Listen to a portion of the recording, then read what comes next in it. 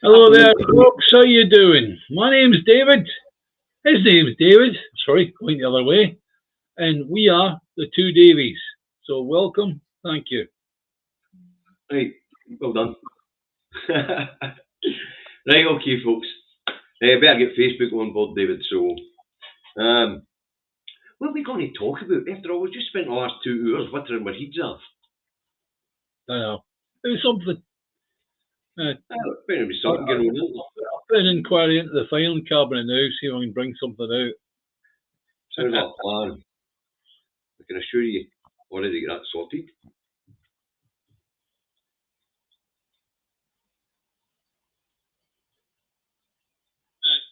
Okay, that's Facebook on board. Good. Thank you. I've got 40 in the house already, so that's no bad. Right, let's start off with Stephen Flynn. Stephen's a good one to start. We'll let a few more get on board first, David. All right. So, wittering is what we're going to do for the next couple of minutes. Wittering. Wittering. Yes. No, Wittering. can I do wuthering? Is that You can do it. And it's just puffing to let people get in the door, you know. Hello from Tenerife, where it's been 31 degrees today. Hi, Linda.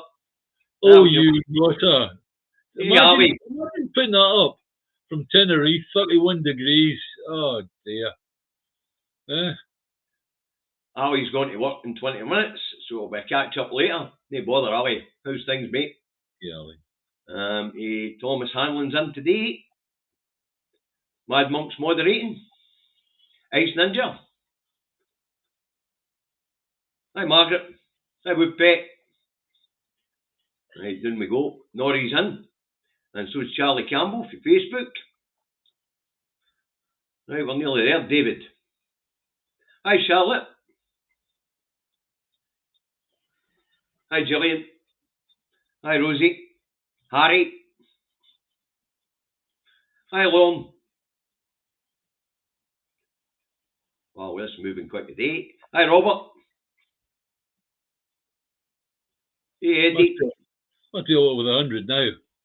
Just about, David, so we'll get that underway. Okay, Two Davies, 21st, 11, 2024. Christ, this year hasn't half flew in, Right, come on, Stephen Flynn. Let's get started on Stephen Flynn, because there's been that much on Stephen Flynn that we cannot ignore him. He's, Well, he's criticised GB Energy this time because the new CEO, who will be based in Manchester, Jürgen Meyer. Is that Jürgen Meyer? Yes. He tells the Commons Select Committee that GB Energy will generate between 200 and 300 jobs maximum. No, they promised thousands of jobs that I honestly, we were told really thousands of jobs would be created by GB Energy. Come on. Well, David, I don't think it will generate that many, as you know. Yeah. Because of what GB Energy is going to be. Yeah. It's just going to be a body that approves grants. It okays money going out the door for various projects. That GB Energy, hang on a second. That GB Energy, I want to put up a big stick with a propeller at the top to produce energy for this area. It's going to cost $1.5 million. Where do we go for money for that? Oh, you do it. You want a percentage of the ownership of it. All right, let's see. Well, hang on, I'll put that to other lads. All right, fair, thanks. And that's basically how they're going to operate. And then, of course, there'll be a team of lawyers. There's a wee bit of due diligence, maybe 5 or 10 of them, and an accountant or two. Yeah. So what we got, we'll get somebody answering the phone and saying, "Now we're GB Energy," and then we've got maybe 4 or 5 to look at each application. Yeah. A couple of lawyers, a couple of accountants. So what we're up to 6 people so far. Yeah. So let's say there's 10 teams. 60 people, David? Yeah, yeah. I think you're bang on there. Absolutely bang on there. No more than that. No more would be needed than that. The notion there'd be 200 or 300 is mental. Yeah. You'd need to draw in all the accountants in Scotland and all the fucking lawyers in Scotland for that. Right. Yeah. Yeah. This is nonsense. Yeah. We know what it's going to be. It's just going to be a grant approving agency. You know, it's all that's happened is yet again we've seen promises before the election by Labour being a load of shite. Simple as that. Harry, the Queen's will be for an empty office because every time a grant application comes into 2 or 3 people in an office, they will then draw together a couple of accountants and a couple of lawyers to do the due diligence.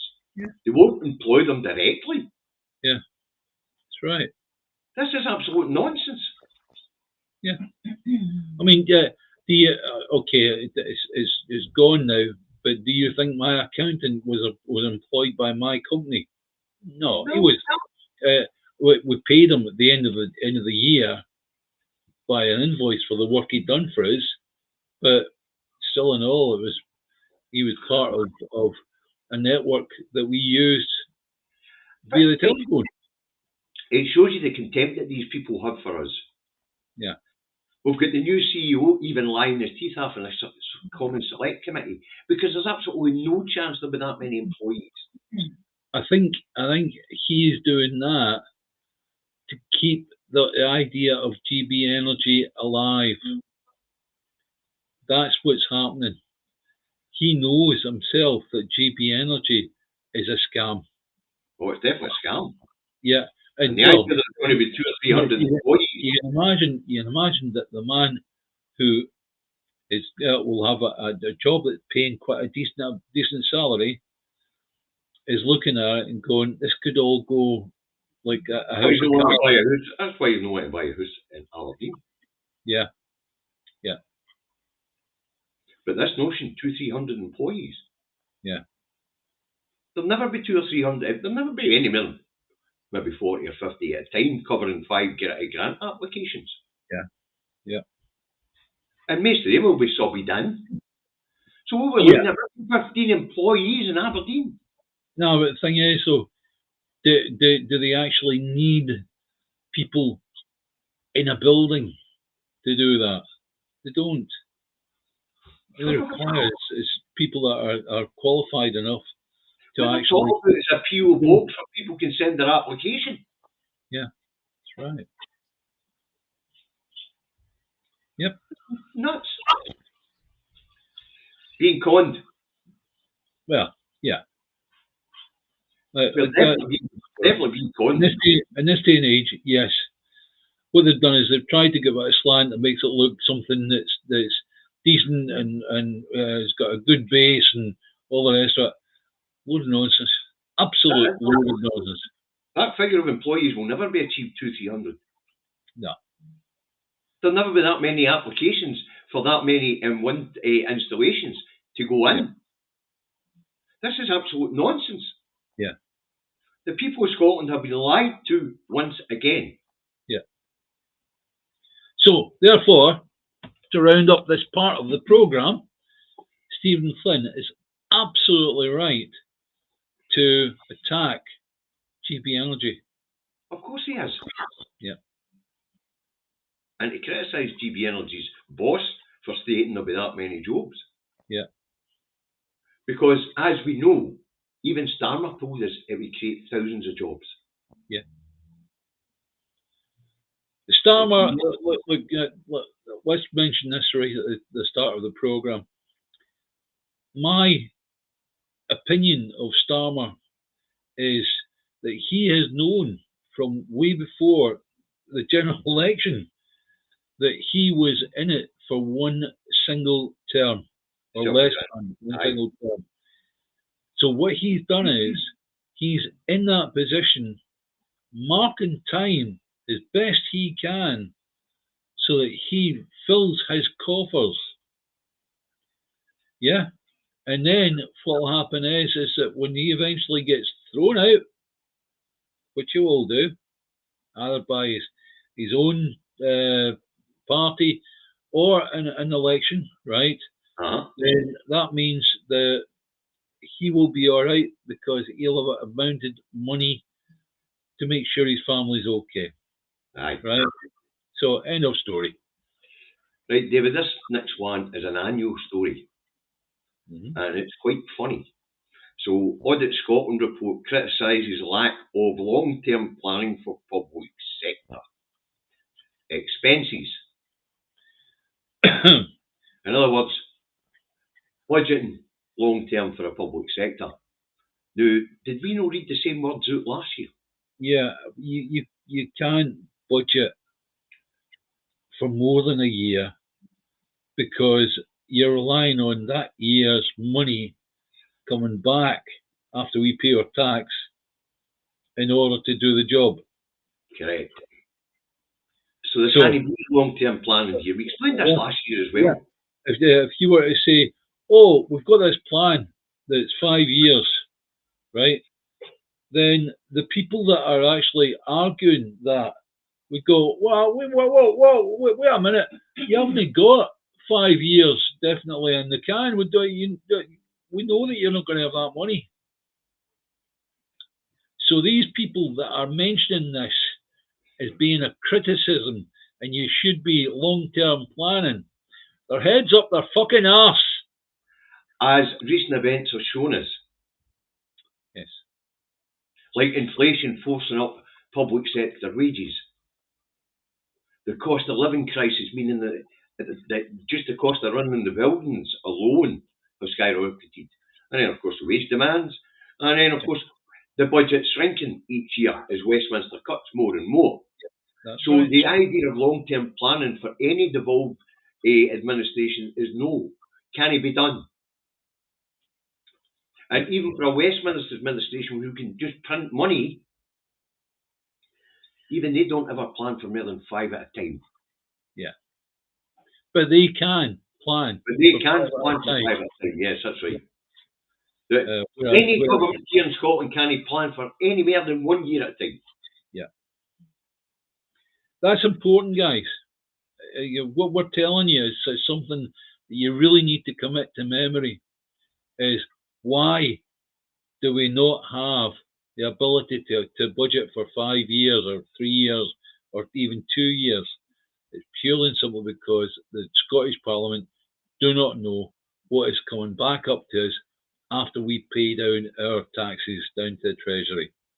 What's the answer to this? Dead simple. Independence, independence, independence. I'm going to keep on saying that. The only thing different this year, right? The only thing different this year in the Audit Scotland annual report, it's a copy and paste for last year, David. Yeah. Is the fact that the Scottish Government did get some extra money, 760 million from the sale of licences for offshore wind and onshore wind. But 460 million of that was redirected into public sector pay settlements. Yeah. What about the extra money that Samar is on about?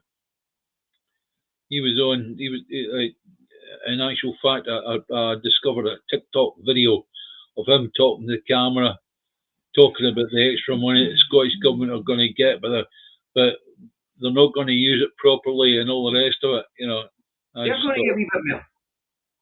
What a load of shite. It's going to be a wee bit more in the settlement because of the increased spend in England. Yeah. Hey, 600 million or something like that, David. It's called the Barnett formula and Barnett consequentials. Barnett consequentials happen when the Treasury spends something for England, which is maybe 100 billion, right? So therefore, Scotland would end up with 10 billion of that, roughly, or thereabouts, right? And that's it. That's how Barnett.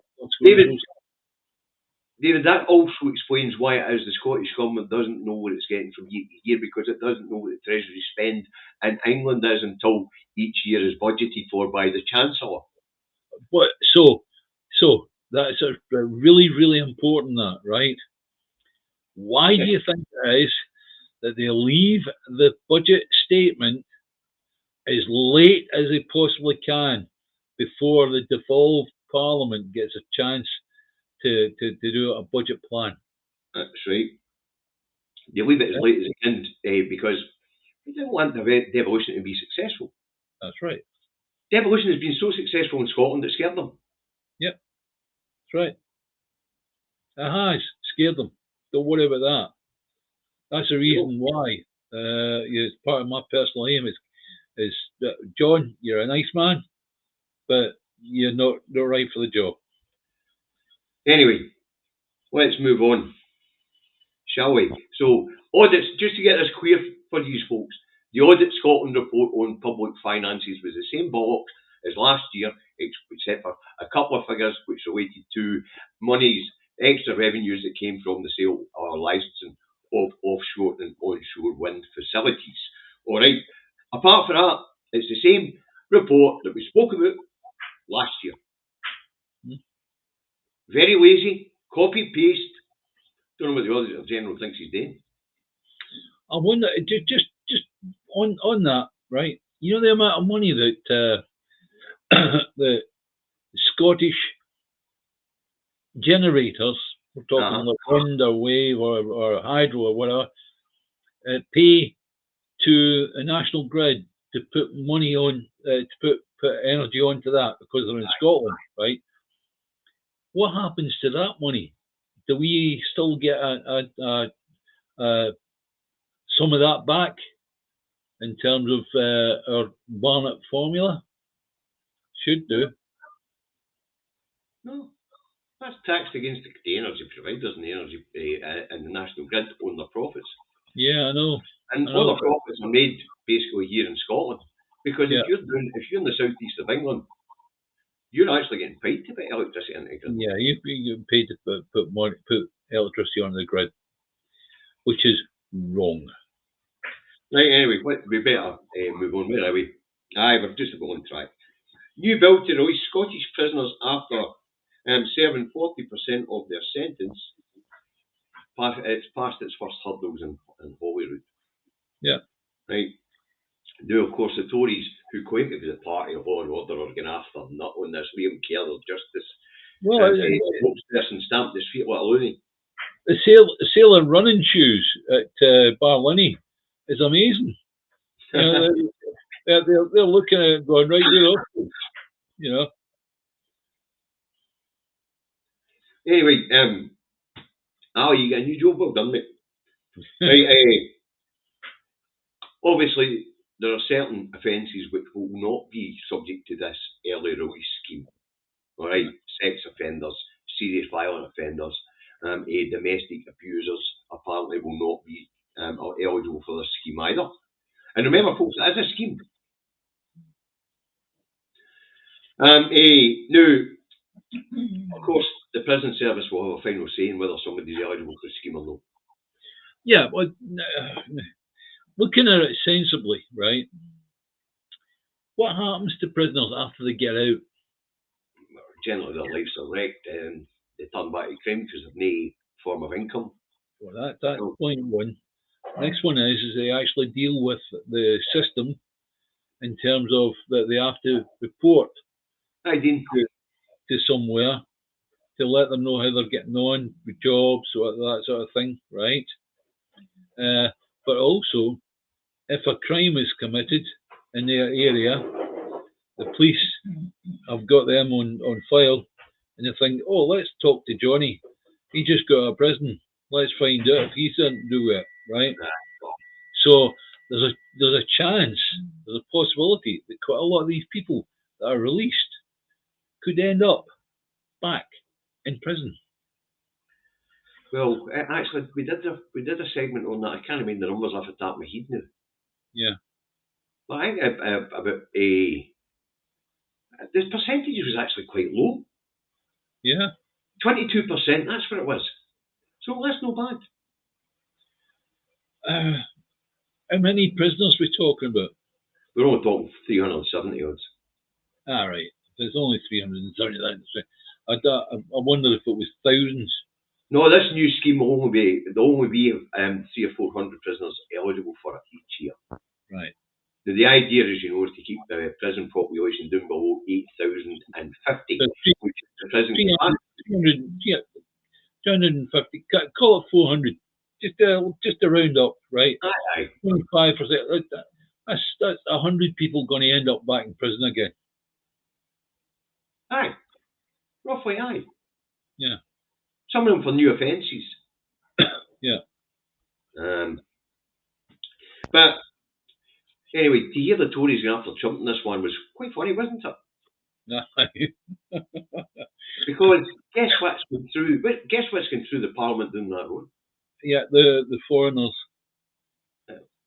Well, let's get rid of the foreigners. Let's give them a boat each, and they can paddle their way back to Europe or whatever. You know. We better make that clear to people. The other bit that the Tories were talking about is why don't we deport foreign prisoners? It's because that's not a decision. That's a Home Office's decision. It's a reserved matter. Yeah, but not only that, foreign prisoners might already have been given right to remain. Yes. They may already be UK citizens. Yes. So the idea of them being foreigners doesn't count anymore.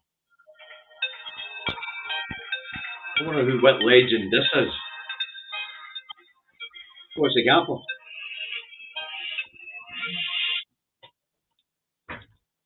Hi, Martin.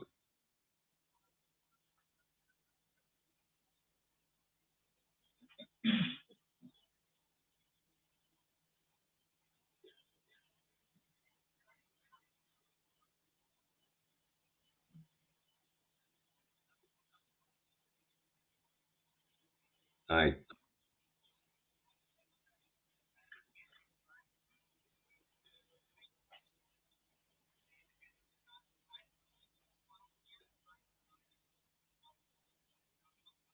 Uh-huh.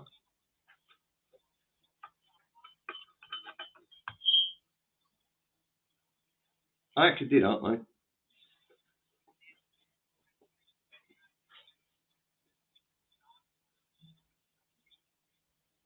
Right, okay. I'll have a look at it. No, I think I know what you're talking. I know the pipe you're talking about. I just need to locate the stop valve inside the shed. I'll be able to do that.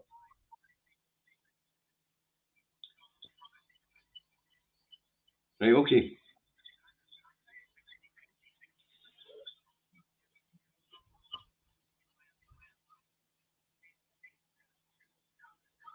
Aye, reading up.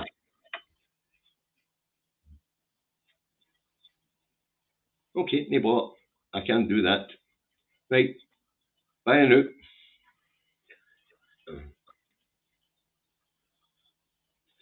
Switch it off, David. Switch it up. Legend. He's on the legend board again. I need to get pictures, but I need to get a board for people who phone in the middle of broadcasts. I think you're up there and all right enough. I probably am. Right, so we're on the prisoner thing. Now, obviously, there's concerns for public safety, apparently. But yeah, explain violent offenders, sex offenders, and those who are guilty of serious domestic abuse, they're not eligible. Yeah. Okay. But still, no. The guy that goes on the scams and a couple old age pensioners to get in the house and rob them of whatever, you know. As far as I'm concerned, that's no good. That's dreadful. You know what I mean? So, as I say, there is a whole eligibility criteria that people can look at. The bill's been published, and there are a lot of exemptions. I'd say it's only going to see maybe 400 people a year let out. Thank you, Dennis. Maybe only going to see 400 people released a year, David. Thank you very much, Dennis. So, I'm not against this one. I'm not. I mean, Well, if it's you know, what's the point? In this day and age? What is the point of putting people like that into a prison, a closed system, right? If they're sex offenders, if they're murderers, yeah, fair enough. But all the rest, it's like we've got ways of actually making sure that they stay in their house or whatever, right? And that's it. So in this day and age, these people shouldn't be in prison in the first place. there's a lot And, of them should be, David. and I've got to say that any judge that comes up with a thing of you're going down, boy, right? Because you did X, Y, Z, right? You're going to say 6 months in prison or a year in prison or 2 years in prison, right? That judge, in my eyes, is a dinosaur because they should be looking properly at how they deal with them outside of the prison system. Of course they should. Anything under 4 years, they shouldn't be in the prison in the first place. Yeah, exactly. Exactly right. Right, this next one, this one blew me away. This one. Amnesty International criticises ministers for arms films funding. Right. Now, it would appear the Scottish Government have not been checking the destination of these weapons when they're ordered and built here in Scotland. Okay. Before, or as part of their due diligence in the process of awarding funds to these arms companies. All right. Now, okay, I understand that. Let me give you a very, very short anecdote. Uh-huh. I was in Dubai for the WETEC conference, 2004, I think it was. And this was prior to Desert Storm, right? And at the time, Iraq was one of those countries that you could not supply to, right? Right. And in Dubai, and the stand, I had the gentleman who was the procurement minister for Iraq coming up and asking me for satellite telephones, which I could have got dozens, right? Aye. And at the end of that, I said to him, "Sorry, I'm British, therefore we are not allowed to supply anything like that to you, right?" Later on, I was told I was actually, if you like, I was harangued for that by a few of the other people that dealt with those, that they could have supplied this country, and then it moved to that country, and that country's got a good deal with Iraq, and that's how the goods get there. So at the end of the day, licensing companies not to produce stuff to go to whatever, right, is nonsense. You've got no chance. Business finds its way around that. Of course. The way they actually deal with it is that every arms or whatever, right, should all be marked with a place that has produced them, right? Right. If that ends up in the wrong place, that company is actually dealt with through the courts. Well, as I say, the reason they're criticising the Scottish Government is because the Scottish Government, as part of their due diligence, isn't asking where these arms are gone. And some of them may well be going to Israel. Now, as we know, the Scottish Parliament... All you need to do is say somewhere else. That's all I need to do.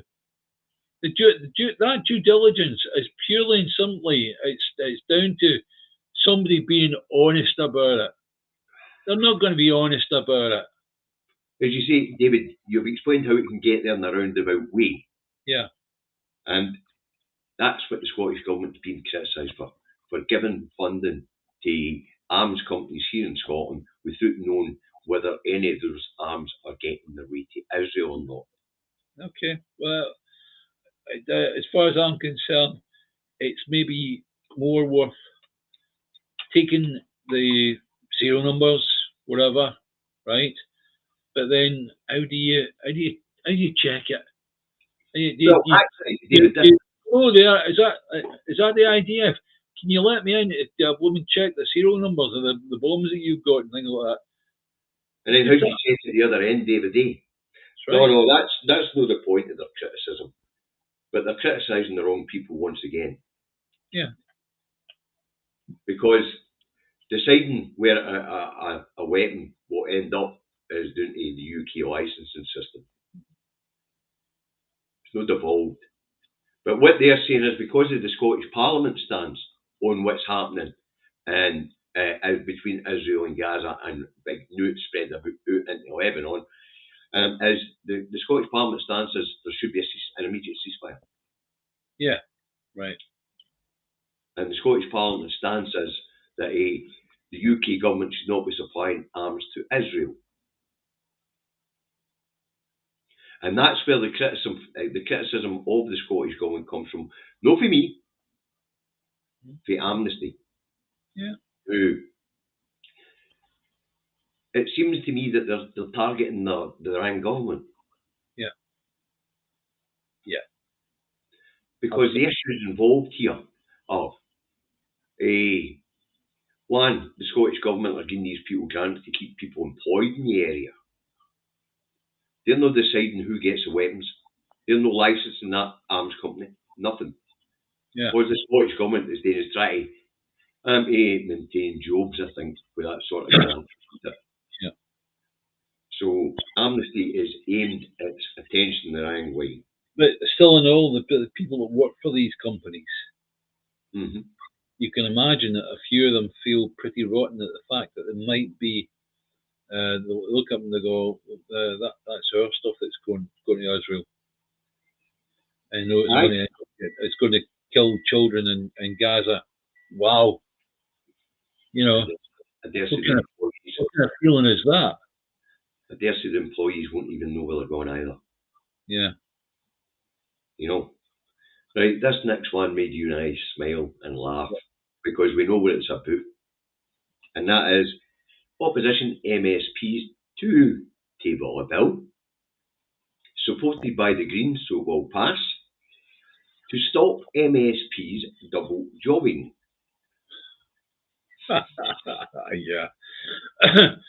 If you imagine that if Stephen Flynn manages to get up that road and manages to have another job in the MSP, and worst of all, if he is First Minister in Holyrood and also he's in charge of the SNP MPs down London, wow, these people in Conservative, Lib Dem, Labour, they must be blooming cacking their pants. Seriously. Right? So, Ashbury Humbles, the grants go to training, apprenticeships, and research and development. Yep. Thank you. So, Stephen Flynn came up. He is of particular concern to Lib Dem, Labour, Conservatives, and Greens, for that matter, up in Scotland. But, as I say, the table of the bill, it doesn't just cover being an MP and an MSP. But this is why they're tabling it. No, you have to understand, it's like, what they're doing is they're saying, it stops them being an accountant for such and such, whilst he's still an MSP, or well, or a lawyer, and the hiding what actually the fact is. And the fact is, Stephen Flynn's come up that road, and he is going to kick in the doors of Holyrood, and he is going to give them such a blowing whipping. He really is. You think so? Aye. I don't. Yep. He has said, he's on camera, is saying that I'm an ambitious man, right? And he finishes off by saying, John Swinney will be First Minister for 2026, and you take that's absolutely what I'm saying, right? As far as I'm concerned, that's just political speak. That's political speak that says, look out, guys, I'm on my way. Still don't think he'll kick any fucking doors in. Ah, well, we'll see. He's a politician, fuck. Look, When he's kicking is a football on a Saturday afternoon.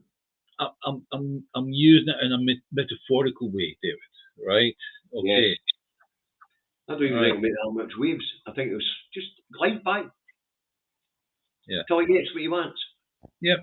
Okay. Right. Anyway, but the interesting bit is, of course, this bill being tabled is something we've all been shouting for. Yeah. Which is to stop people doing second jobs when they're supposed to be taking care of constituents' business. But okay, there has to be a way where you can rewrite that bill to where it covers people doing second jobs as an MP, right? But if they need to, they can come up and they can be part of the devolved parliament in their own area. Well, as I say, we know why they're doing it, but it is a bill we all wanted. We want our MSPs to do that job. Aye. We want our MPs to only have that job as well. They're big, important jobs, and we pay them well to do it. But yet again, legislation should be written to allow that and allow what we, the people, want, which is Stephen Flynn, come up the road to blow and sort the whole lot out. Aye, sort the whole lot out. But what I can say is at this point in time, because of the way they're fucking with devolution, we could do with 2 or 3 people with a foot in both houses. Yeah. Yes. We really could at this point in time do with people with a foot in both houses. Mm-hmm. Because the lack of communication between the UK government and the Scottish government can be bridged by these people because they're present on the scene on both sides.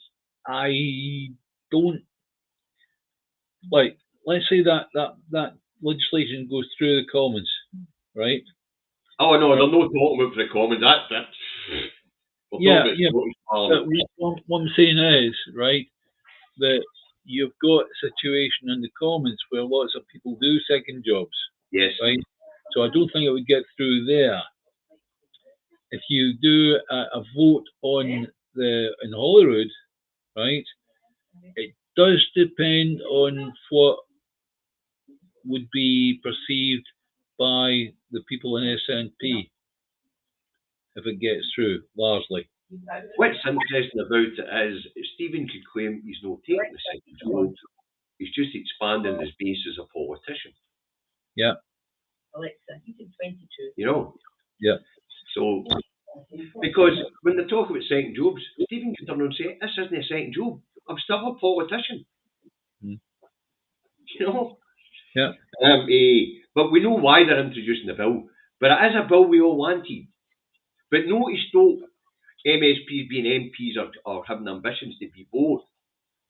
It was to stop them from doing other jobs for their politics, for their jobs as public officials. Mm. You know? And even then, you've got to have categories that are exempt. Because a surgeon still needs to practice. Yeah. Yeah, with the situation with, she's now retired, Philippa Whiteford, I mean, she was an amazing surgeon. She actually went to certain places. She went to Palestine, holidays, and performed breast surgery, cancer breast surgery, yep. And so somebody in that situation, when they are doing that as an MP, I've got no arguments. I don't think anybody. That's what I'm saying. So when you write such a bill, there would need to be certain things that are exempt. Yeah. You know. So it's not something that any of us were really against. It's just the timing's funny. You know what I mean? We know what they're trying to do. Don't panic! Don't panic! Which should bring us to the it should bring us to the opinion polls, the latest opinion polls on Scottish independence. Don't eat into it very much. Nothing's changed, folks. Aye. 52 for yes, 48 for no. The Daily Record's got an online poll that says 61% yes, but when you get right down to it, you take into consideration the margin of error, it's still fucking 50-50. And it was online. You had people in like Tanzania voting. No, that's the record poll that's at 61. You know, the other, you know, the other poll, the 48-52. Well, that's where we've been hanging about for the last umpteen years. See all these polls, right? You're never, ever going to see a change in that. No, I wouldn't think so either, David. So will we move on? Yeah. Right. So Two Jags has punched his last egg thrower. Hey, imagine calling him Two Jags. That was his name. That was his name. John Prescott has passed away at the age of 86 after a long battle with Alzheimer's. Yeah. He was a left winger. That's what I'm going to say. And my memory of him is that when I lived in England, it was John Prescott that pushed the idea of an English devolved parliament. And we all had to vote on that. Same as Scotland voted for its own parliament. England was the same. And it was John Prescott that was pushing that. And people in England went, no, we've got Westminster, that's enough. Aye. Well, anyways, as you know, David, his nickname was Two Jags. He was famous for punching somebody live on TV who hit him with an egg. He was famous for more than that. But anyway, he was a giant in the trade union movement, a long-term union activist, and we can credit him with stopping Tony Blair for taking the Labour Party from where it was to where Starmer is now. Because John kept the brakes on. Yeah. Every night, Maggie will have been speaking to Tony Blair. Right, you do this now, you do that now. You know. So, John was a left winger. Yeah. A socialist. Who was the lady who was an MP at the same time? She was similar left winger like John Prescott. What was her name again? There was a few of them. What? There was a few of them. Oh, I know there's a few. Well, this particular one, it's like she actually resigned over what Tony Blair was trying to do. Aye. You know. But John was the Deputy Prime Minister and he kept the brakes on him. Yeah, yeah. Otherwise, the Labour Party would have moved to the centre under Tony. Instead, he just a wee bit left of centre. And then, as we've seen that progress since then, you know, it's moved further and further to the right to where it is today, which is left of, it was right of centre party. So John kept the brakes on that. Yeah, it's just about going beyond the Tories. Aye. You know, so he stopped Tony Blair for going bang straight to the right or straight to the centre or right of centre, you know. He was obviously, we all know that Tony was Margaret Thatcher's secret bastard love child, you know what I mean? Yeah. But they're trying to tell us that Angela Rayner is of the same school. She basically, because she is left of centre, she is in the same, if you like,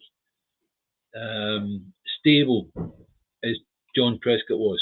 I don't think she's that far left. I'd have said him and Jeremy Corbyn were in the same stable. Yeah, all right. No. I agree with that. I do agree with that. Rayner has been found guilty of several of the lies that went on at the time of the general election. So, yeah, you're probably right there. Aye, and the other thing is, she was quite happy to go on the gravy train with Lord Ali. Yeah, that's right. But, I mean, when you get right, don't you? I mean, if you take John, like a host of other Labour characters back then, they were swore they wouldn't get into the House of Lords, didn't they? And he died as Lord Prescott. Yes, that's right. Yeah. And if you remember, Arthur Darling said the same thing up here. So did George Hooks. They were all the same school. Yeah. Yeah. No, Prescott, for Fuchs and that, they're all the same school. Yeah. John Smith, all the same school. Right. Who was the lad that was in charge of the no campaign? What was he called? Blair. Yeah, that's right. Blair Blair McDougall. Right. He's now an MP. Aye. A Liberal MP, right? And I'll tell you what, he'll be next one into he'll be a lord. Aye, probably, mate. Probably. Yeah. Anyway, there goes one of the last of the left, the proper left of centre, left wing Labour rights. You know, I think that's only Corbyn left now, isn't it? Yep. For that school. Yep. There you go. Right, let's move on. 5 million defence cuts via decommissioning after via decommissioning of old equipment. The way this was put across in the House of Commons was wrong. In the past, what we've had is we've had decommissioning. Aye. And then we've had news within the same statement of what's being bought to replace. Yes. Right. Or at least money going in so that it can, without telling people what they're buying, right? So that was done wrongly. Maybe it's a 500. Maybe they're going to get 500 million somewhere off the Treasury or off the Bank of England for it, you know. Aye. But to be honest with you, it's wrong. And if you imagine that 14 of those items are Chinook helicopters, if you want to move the army quickly into a battle zone, what better than the Chinook helicopters? Seriously. So if you ain't got them anymore, well, anyway, what they're saying is these things are too expensive to repair and keep on the go, so they're going to decommission them. Problem is, they're well maintained, and the reason they're well maintained is because a couple of them have gone blooming tits up in the past and killed everybody on board, right? So these things are really, really well maintained. The fact they're 35 years of age, who cares? Cars at 35 years of age, right? Aye. You don't pull them off the road because they're 35 years old if they're well maintained. No. Yeah. Well, you exempt them from the MOT and tax system. There you go. Right. So anyway, the cuts in the form of decommissioning. There's 3 ships that are being decommissioned, 2 auxiliary ships that are being decommissioned, 14 Chinook helicopters are being decommissioned, and a lack of first generation drones are being decommissioned. So that's what's happening there. But the money's not going back in to replace these items. That was the one part of the statement. I'm going, drones. What kind of drones are we talking about? Are we talking about the type that I'd get? There's 4 propellers on it, and I can control it with my phone, my telephone. Or are we talking about the type of drone that the Americans have got, where it's more like a proper airplane with missiles on it? That's what we're talking about, David.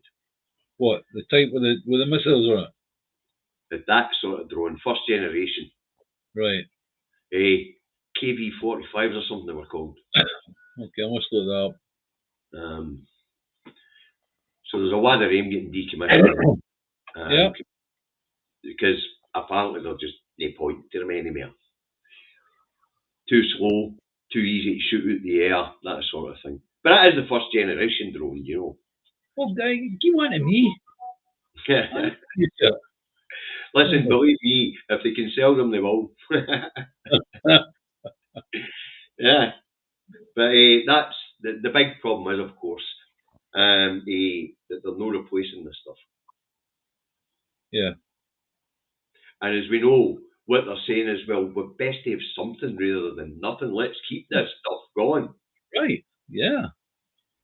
But that brings us on nicely to the next excerpt that we've got to talk about, David, and that is Storm Shadow missiles launched by Ukraine and Russia. 12 Storm Shadow rockets were approved by Starmer to be fired by the Ukrainian regime into Kursk, the Russian area of Kursk. And what did Putin say? Putin said, if you fire missiles from any country into Russia, I will hit that particular country with a nuclear weapon or weapons, right?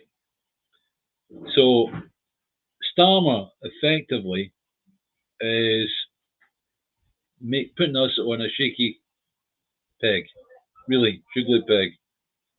Well, I'm going to put it this way, David. Starmer is playing fucking Russian roulette with our lives. Yes. Effectively, that's it.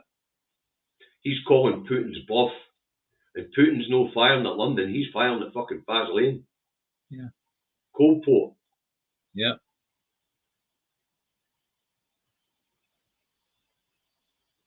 So, well, is playing fucking Russian roulette with our... But worse than that, right, there always seems to be money for war. right. Can't help starving children. Yeah. Can't help freezing grannies, but there's money for war. Aye. Now, you're talking about, that's probably about 500 million quid worth of rockets he's just fired. Yeah. We don't have an air defence system here. And he's given away our air defence system. Yeah. Or our missile capability. According to the Americans, we couldn't put a battle group on the field. We don't have enough modern equipment. Correct. We don't have manpower. Yeah. What are we doing? Are we just giving a show of, oh, well, we can afford to give them to Ukraine, so we must be well armed ourselves. We're not. It's a good I tell point. you what, cheers to the British Army. Certainly the British Army. Certainly the Royal Navy. I don't know about the Air Force, the British Army, Royal Navy. Last one out. Make sure you switch the lights off. It's a bloody good point, chick. And you can Faz Lane would solve a lot of problems from those pesky Indie Scots. Aye. Yeah. Certainly would. Be a wee while before you could rebuild the infrastructure and start withdrawing resources again for what's left. But I'm sure they'd do it. Depends on the nuclear half-life. Could be 1,000, 2,000 years before it could be inhabited. You've got to look at Ginger's got a good point. We do need a defence because Donny's not going to help. Yeah. Yeah. But, of course, as we know, repeated governments since Thatcher have failed in the basic duties of government, David. Protect the people. That includes defence. That includes some health, famine. See that? Protect the people. Defence. The security of the people. That is number one on any list of any government. But there's many on that list, David, and maybe someday we'll be doing it all, but food security, economic security. Security, I just said it. Health and well-being, these are all the responsibilities of government, or should be. Yeah. And since Thatcher, they have failed them all. Right. And the latest failing in England is a public health disaster waiting to happen. And that's the environmental disaster, which is the sewers networks. Oh, yeah, the water. Water companies. People will get ill if they don't fix that fucking problem. Well, I know something. I read something today. I forget where I read it. Was 3 water companies looking to pay their the chief exec and their shareholders and all the rest of it, billion pounds worth of blooming money, right? Uh-huh. And obviously, in this day and age, there's been an attack, a challenge made to them. Look, you shouldn't be doing that. You should be using that money to fix what you broke, you know. So, as far as I'm concerned, if you want to fix the water company thing in England, just take them over. Right, hold on, get this one up. Lonsky is 50 quid, very nice of her. Wow. Thank you, Lon. Thank Thank you, you Lauren. very much. That's brilliant. The cut-off point was today. That'll go into next month's fund. Thank you, Lon. That'll be for the baby banks next month. Yep. Right. So Chick had a good point there, you know. Why are just while we're on that? Why are baby banks so important? The reason baby banks are so important at the moment is, if you imagine that health visitors, when they go out, their first port of call, if you like, is getting them to feed baby via the breast. Of course, right? Yeah. But there are certain lasses that can't, no matter how they try, they simply can't, right? We've all heard the phrase "breast is best," but in a lot of cases, you just find lasses that just won't, and they're stuck into the situation of where they have to use baby formula, and baby formula now costs an awful lot each week. Aye. Hey, does Trump have a direct access to talk to Putin at the moment? I don't know. Yes, he will. Yes, he will, because he had a direct access in the past when Putin actually helped him get into the position of anyway, Starmer is Willie waving on the world stage and he's putting us all in danger. Yes. Huh? And it's not a very big Willie, as we've just explained. There's no military. And if it wasn't for a couple of hundred nuclear warheads, actually, and they're no deterrent, they're a target. No, they when they come out of the submarine, they go up and then they go shh. Back down again. I know we've seen the test. Like a Catherine wheel going mad, and then bang down the ocean again, right? Yeah. So there you go. That's what we've got. We've got 200 of them that become nice-looking Catherine wheels. They won't do anything. Right, David, we need to move on. Yeah, all right, okay. The point is, Starmer is playing Russian roulette with our lives, okay? Yeah. And he doesn't give a fuck. Yeah. Right, arrest warrants issued for Netanyahu. Yeah. Gallant. Yeah. The current Hamas commander, that's what it says is Hamas commander, because the Israelis are killing them that fucking fast. There's no point putting a name in the warrant at this point. Yeah, right? yeah. And that's the criminal court. And they also issued an arrest warrant for a guy that's dead. Yeah. Mohammed Deef. Deef, who was a head of a different section, a different faction in Palestine, who wasn't a member of Hamas. Yeah. Al-Qasim or something like that was called. The mob he was involved with. Right. Well, this changes things. They're being the arrest warrants being issued for war crimes. Yeah. Which means that the International Criminal Court has deemed that they have broken the law. Yeah, but the most important one that we're looking at is the International Court of Justice. They'll get there, David. You know they always take forever. Which if you imagine, no, but the thing is though, when you're talking about children's lives, these people that make up that court, I don't know why there hasn't been a ruckus over it, right? These people that are actually making up their mind on whether it's genocide, right?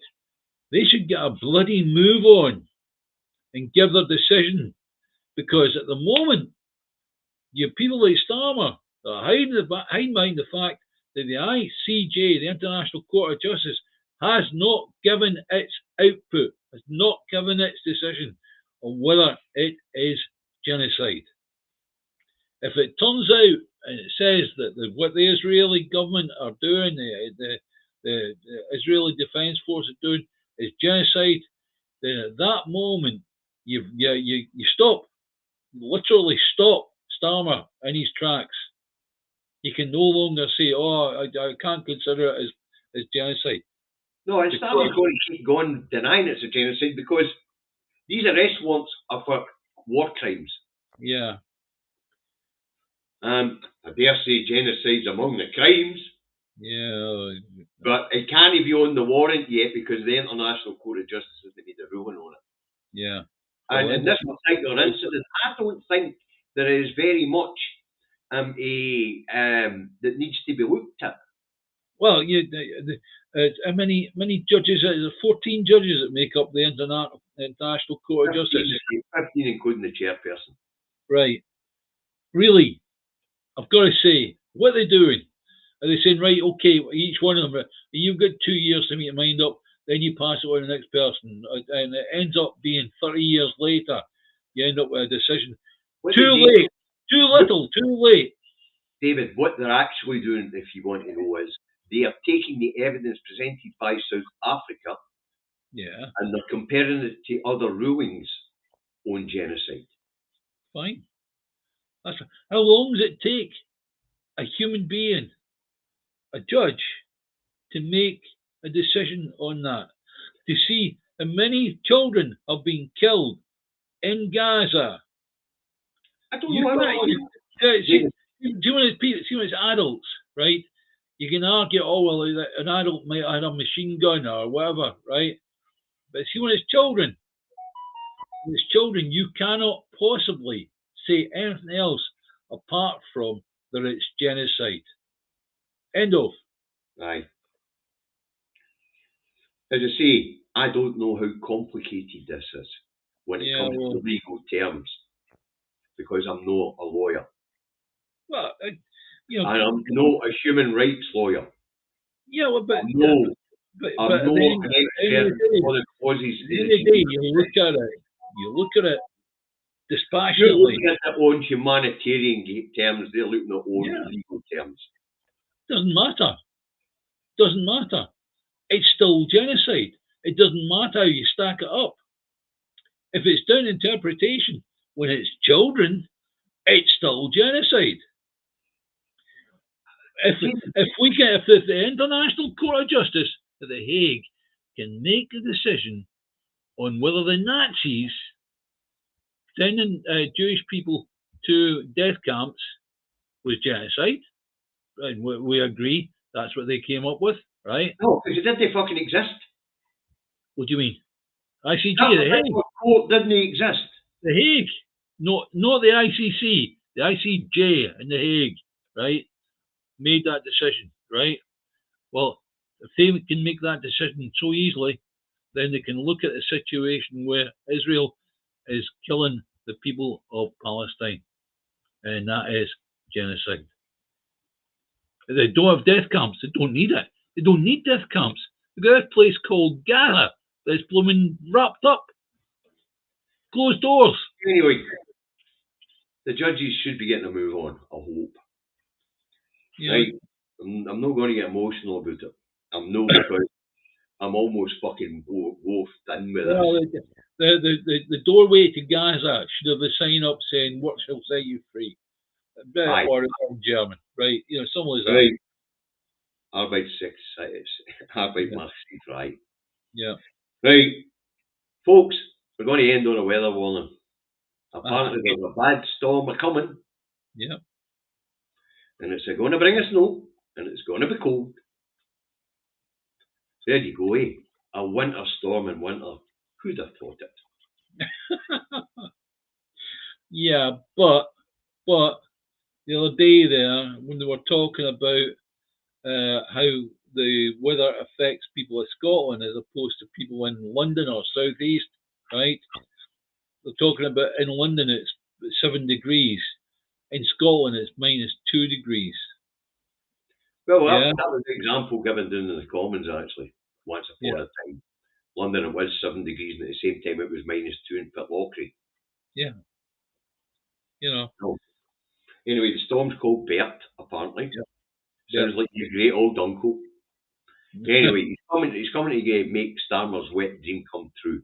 He's coming to kill Granny. Yeah. So look out for your elderly neighbours, folks. Yes. This cold snap could go on for a while. Yeah. And the phone call I was getting from my boss was about this cold snap and how it's going to how it's affecting the plumbing. Yeah. And the building not working. So this cold snap's going to go on for a while apparently. So keep an eye out for your neighbours. Keep an eye out for each other. But that's 5 past, and I need to get ready to go across the road and go to work. Right, David. Okay. So that just leaves a couple of things left to say. Thanks very much to the moderators for moderating. Thanks very much to everybody who tuned in. Thanks very much to everyone who contributed. If you could do us a favour, hit the like and subscribe button if you haven't already on YouTube. It helps the algorithm. It generates more money for food banks and baby banks. Okay. We are. Sorry. Carry No, carry on. No, on you go. I was going to say, I'm David. He's David. And that we are called the Two Davies. And it's like a lot of people have still got trouble remembering that name, the Two Davies. All right. Me too. I've got trouble.